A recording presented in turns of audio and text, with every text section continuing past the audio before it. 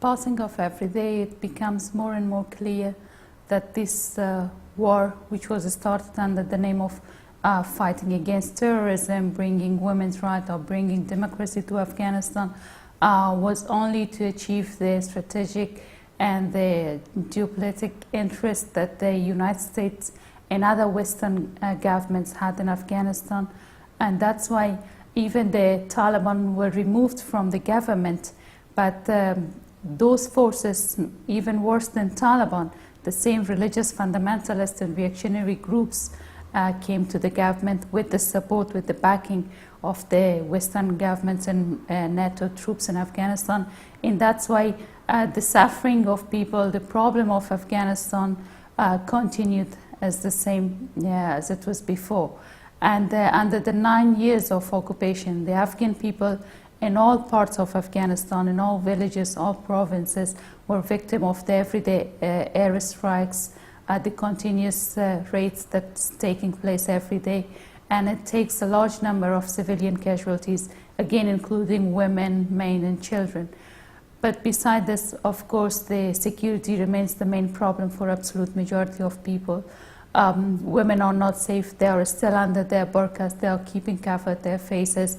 There are a lot of cases of violence against women. There are cases of raping of women, kidnapping, attack on women's school, attack on female teachers and students. And these are all because still the warlords, the military commanders such as Northern Alliance groups are in power.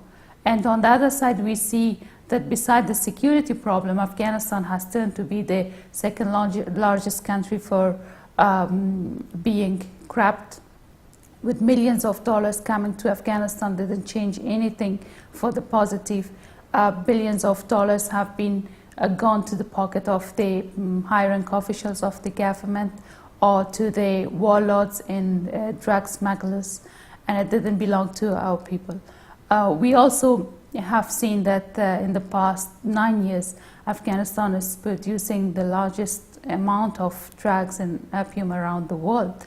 In a lot of other shocking news of abusing rights of people. I mean, there's no sign of democracy, there's no sign of freedom of speech. There are still ethnical issues existing in Afghanistan, besides a lot of social and economic problems that Afghan people are facing in their everyday life. I mean, any Afghan man or woman cannot be safe of her or his survival in everyday life.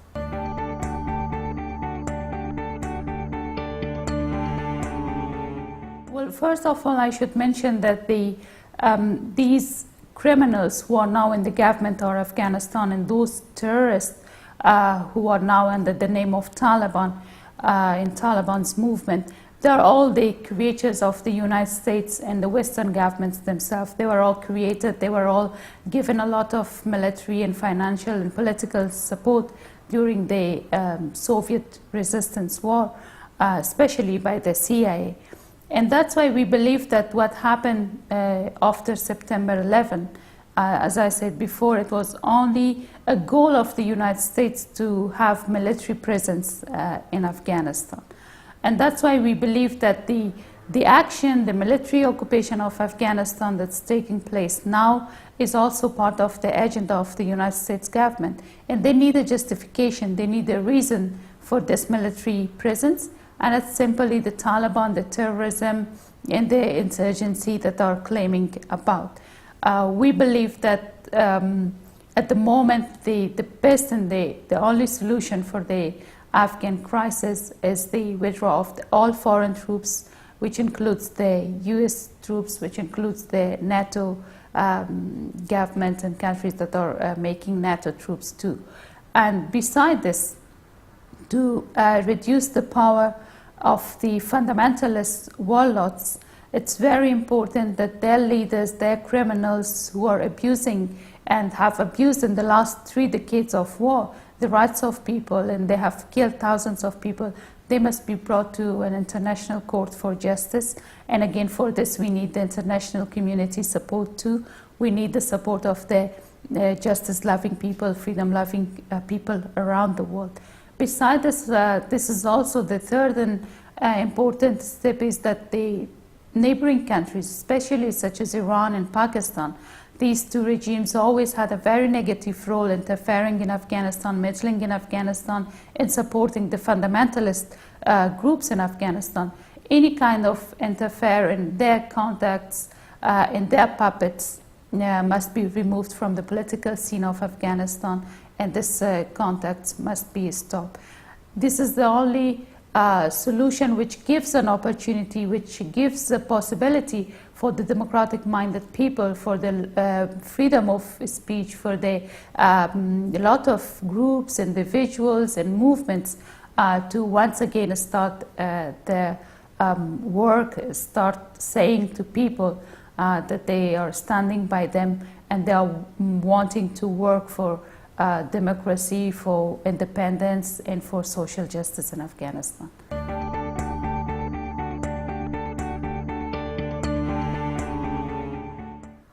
From the very beginning, that RAWA started working in '77 as the only political and social feminist group in Afghanistan.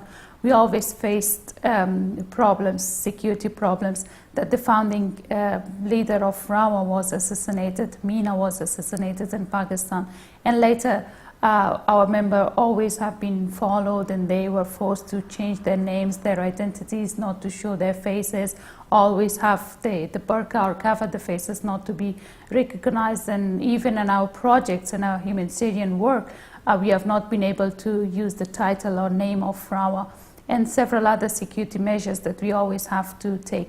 And this continued from the first days that RAWA started working. But what the international community believes, that with the presence of the United States, everything has changed and women have got freedom. There is political rights for people in organizations like RAWA, but they are absolutely not the reality. On the ground, we see that organizations like RAWA still are not able to work freely and peacefully. Still, we are not able to have any office. Even when we are selling our publications, our members, our activists have been threatened not to sell it.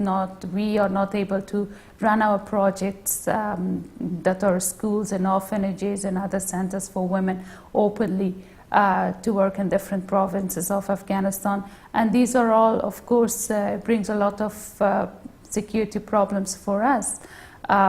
It's not only RAWA, but any voice, any resistance movement against the warlords, against the occupation, against the Taliban, and against the Karzai administration is not possible for them to survive or easily continue their work.